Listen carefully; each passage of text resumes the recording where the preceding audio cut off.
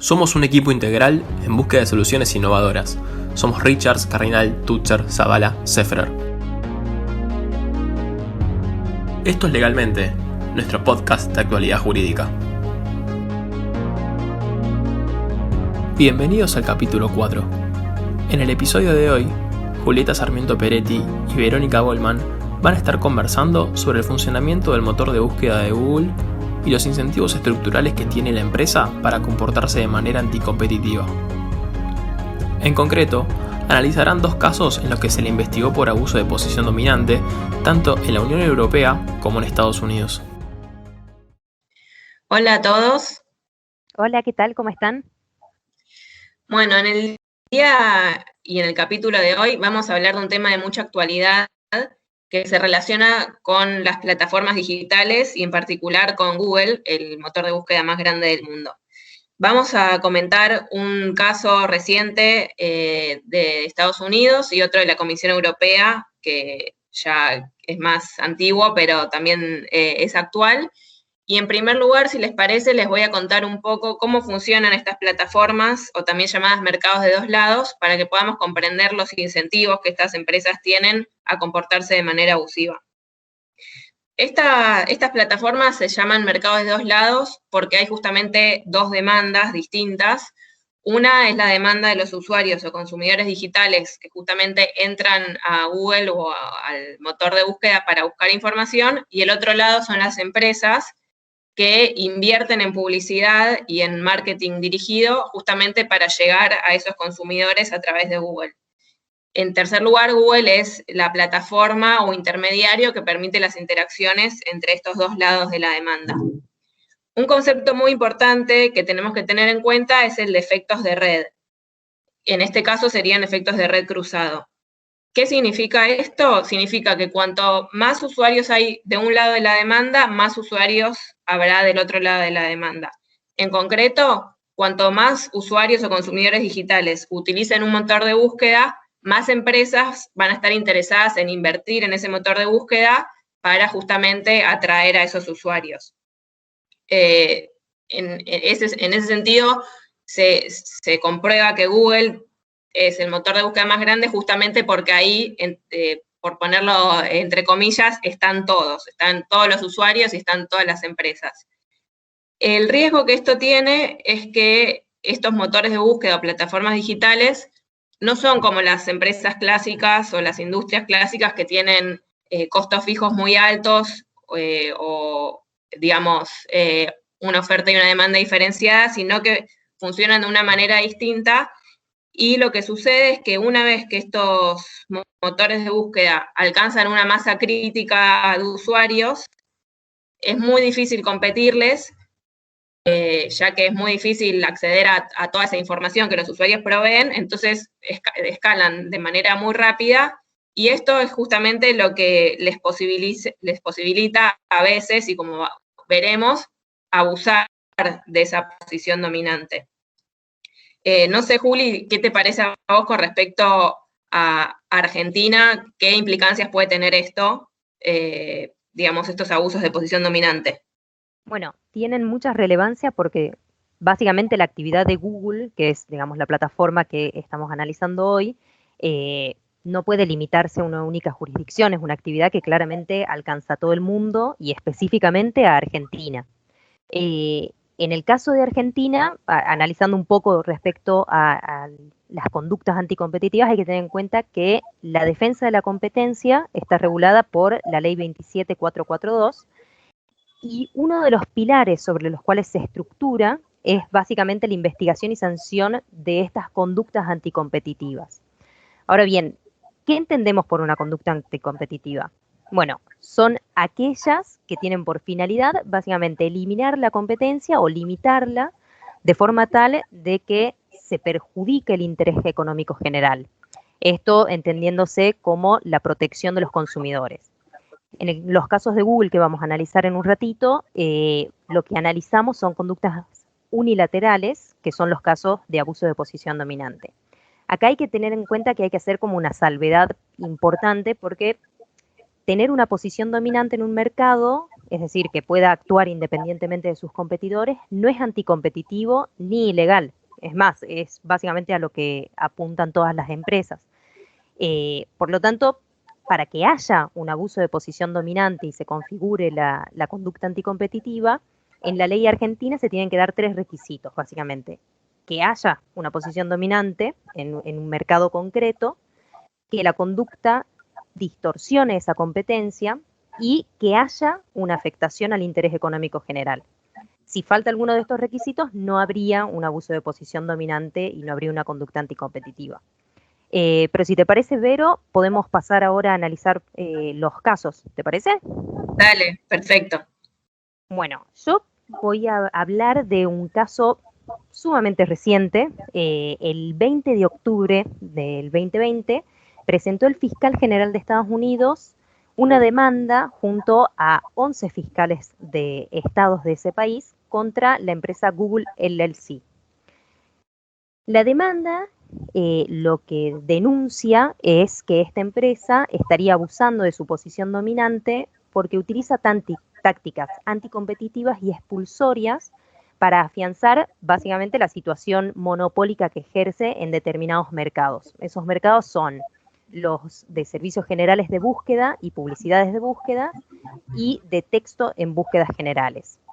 Lo interesante de la demanda es que, además de hacer un repaso histórico respecto a cómo llegó Google a tener la posición monopólica que hoy en día detenta en esos mercados, analiza la estructura sobre la cual se sostiene esa conducta anticompetitiva y a través de la cual la ejecuta. Entonces, analiza distintos contratos que celebra Google con los productores, distribuidores y transportistas en esos mercados relevantes y establece que los 3 pilares sobre los cuales se estructura la conducta serían 3, que muy sintéticamente voy a intentar como mencionarlos. 2 de esos pilares tenemos, por un lado, los acuerdos que bloquean la distribución de búsquedas en celulares y por el otro, los acuerdos que bloquean la distribución del navegador. Estos acuerdos lo que hacen es asegurar que el motor de búsqueda, tanto de los celulares o dispositivos móviles y de los navegadores, sea el de Google. Como contraprestación por todo esto, lo que hace la empresa es pagarle un porcentaje de los ingresos que tiene por la publicidad que realiza en esos sitios. Y el tercer pilar sería el posicionamiento que está teniendo Google en la próxima generación de los canales de distribución de búsqueda, que hoy en día cada vez está controlándolos más a través de los sistemas operativos que hacen funcionar esos dispositivos móviles de las nuevas generaciones. Por ejemplo, el Wear OS, que es el sistema operativo de los smartwatches. Pero bueno, después de analizar todo esto, lo que dice el fiscal es: esta conducta anticompetitiva que se denuncia tiene diversos efectos anticompetitivos que son, por un lado, los de la competencia, porque bloquean los canales de distribución, excluyen a los competidores y elevan las barreras de entrada al mercado, pero además hace bastante hincapié indicando que también se está afectando a los consumidores, lo que nuestra ley llama el interés económico general. Porque los consumidores, cuando acceden al buscador de Google, brindan un montón de información personal a cambio de resultados de búsqueda. Ahora bien, Google monetiza la información que recibe y la atención del consumidor al vender anuncios de publicidad. Esos beneficios que se generan tanto para Google como para los anunciantes, lo que dice el fiscal es, no se incrementaron del mismo modo para el consumidor, quien se vio privado de acceder a otros productos de otros competidores que fueron excluidos por esta conducta que están denunciando, ¿sí? Pero bueno, no quiero seguir extendiéndome con esto, pero lo que hay que tener en cuenta es un caso sumamente reciente, recién está empezando el proceso judicial, hay que tener en cuenta, Google todavía no contestó esta demanda de forma oficial, pero sea cual sea el resultado, claramente va a tener un gran impacto tanto en el sector involucrado como en los consumidores finales y claramente también en Argentina, que es también en donde desarrolla la actividad Google. Pero bueno, un poco de esto también ya había pasado anteriormente en la Unión Europea, ¿no, Vero? Exactamente. ahora les voy a contar un caso que es el de Google Shopping, pero primero quería remarcar algo que dijiste, Juli, que me parece importante, que quizás no lleguemos a cubrir en el marco de este podcast, que son las cuestiones de privacidad asociadas a Google y a este motor de búsqueda, ya que, bueno, bien como dijo Juli, se monetiza la información del usuario, y si bien nosotros al buscar información por Google ingresamos de manera gratuita, quizá hay que analizar en profundidad qué implica esa gratuidad en realidad, ya que nuestra información es usada por Google y por un montón de empresas justamente para vendernos productos y servicios. Claro. Pero bueno, pasando al caso de la Comisión Europea, en la Comisión Europea hubo una tríada de casos en los que se terminó sancionando a Google. Yo les voy a comentar uno. Los otros dos tienen cierta relación con el que comentó Juli, ya que hubo un caso de Google Android en el que también se sancionó a Google por imponerle a los fabricantes de celulares la condición de que establecieran el buscador de Google como predeterminado, y hubo otro caso de AdSense que está relacionado con el servicio de publicidad en sitios que no son solamente Google, sino también, por ejemplo, diarios. Pero pasando al caso que les voy a comentar, este es el caso de Google Shopping. Google Shopping es un servicio de comparación de compras que Google lanzó en el año 2004 en Europa, similar a eBay u otros, y lo que la Comisión Europea comenzó a investigar en el año 2010 es que Google alteraba los algoritmos del motor de búsqueda para favorecer a su propio servicio de comparación de compras. De este modo, la Comisión Europea consideró que, siendo Google dominante en el mercado del motor de búsqueda en casi todos los países de la Comisión Europea, lo que hizo Google fue usar esa posición dominante o monopólica para justamente impulsar a su propio servicio de comparación de compras. Para eso, Google, al alterar el algoritmo, generaba que los resultados de su propio comparador de compras figuraran en la página 1 de la búsqueda, mientras que los servicios competidores figuraran en la página 4 o 5. Esto tiene una gran relevancia, ya que los usuarios raramente pasan de la página 1 o sobre todo hacen clic en la primera página, y esto repercute de gran manera en la facturación y en las ventas, en este caso, del servicio de comparación de compras. Y también se comprobó que justamente Google Shopping, a partir de esta conducta, mejoró mucho su performance, que no era muy buena, en detrimento de la de sus competidores.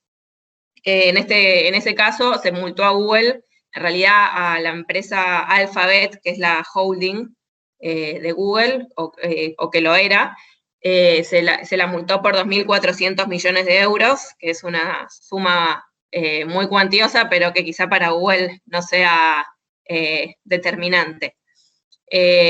Bueno, esto para tener en cuenta de que estos casos han sucedido, están sucediendo y quizás sucederán en Argentina o en otros países. Y quizá para terminar mi reflexión, y para ahora compartirla con vos, Juli, es que defensa de la competencia es una herramienta muy útil, pero que quizás llega tarde, es decir, llega a sancionar conductas cuando ya acaecieron, y que quizás sería bueno regular estas plataformas para que puedan someterse a algunas reglas, y que, dados sus incentivos a escalar tan rápidamente y a sus altas barreras de entrada, puedan evitarse ciertas conductas como estas que comentamos. ¿Qué te parece a vos? Sí, totalmente. Me parece que es necesario empezar a discutir las distintas alternativas de regulación para estas plataformas, porque, bueno, evidentemente ante la rapidez de la innovación tecnológica muchas veces la regulación es tardía, pero bueno, algo que evidenciaron estas demandas que estuvimos comentando es que hoy en día la autorregulación no está funcionando, y es necesario que se discuta cómo pueden regularse y cuál es la mejor forma para regularlas, sabiendo que cada una de ellas también pueden ser distintas, pero bueno, regularlas de forma tal que sea beneficiosa para todos los actores involucrados y especialmente para los consumidores. Sí, sí, totalmente. Y también tener en cuenta todas las aristas involucradas, desde la competencia y, bueno, también la privacidad, que hoy la dejamos sugerida, pero que quizás sea materia de otro podcast. Tal cual. Bueno, muchas gracias, esperemos que les interese y que les guste y nos vemos en otra edición. Muchísimas gracias Julieta y Verónica por esta interesantísima charla sobre las prácticas anticompetitivas de Google y sus investigaciones en curso tanto en Europa como en los Estados Unidos. Esperamos que les haya gustado este nuevo episodio y los invitamos a suscribirse a nuestro canal de podcast, como así también a todas nuestras redes sociales. Estamos en Instagram y Twitter como RCTZZ Abogados y en LinkedIn con nuestro nombre completo, Richards, Cardinal, Tutzer, Zavala y Sefferer. Nos encontramos la próxima en un nuevo episodio de Legalmente. Hasta luego.